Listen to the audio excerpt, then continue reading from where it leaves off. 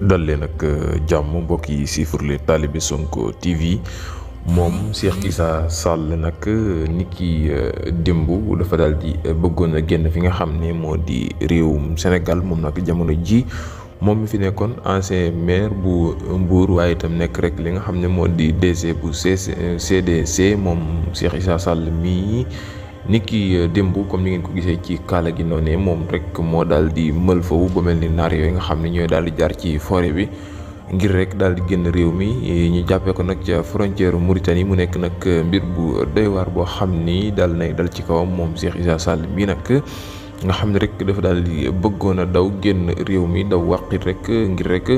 maam daal jamono ji képp koo xam ne nekkoon nga ci régime bu Macky Sall doon luubal alal noo def ba génn réew mi da nga ko daal di def.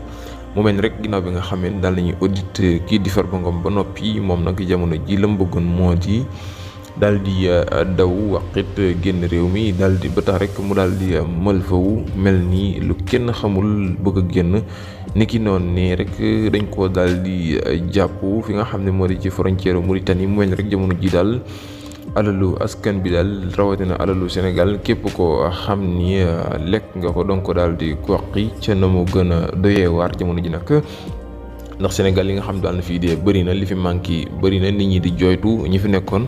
toog ci xaalisu réew mi di ko lekk ak leb ak yàq loole nag nekk loo xam ne ñenn ci Sénégal yi nanguwuñ ko benn yoon di wax ne jamono ji képp koo xam ne bëgg ngaa daw mënoo ci jamono ji bunt yi tëje na ba tax na daal képp koo xam ne nekkoon nga ci régime bu Macky Sall ex président boobee daal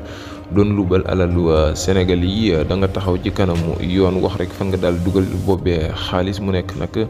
mbir bu doy waar boo xam ne jamono ji nag daal nañ koy nemmeeku ci réew mi di Sénégal ginnaaw nag bi nga xamee ne càmbar yi ak audit yi daal nañ commencé jëm ci justice ak ñi fi nekkoon jërë ngeen jëf.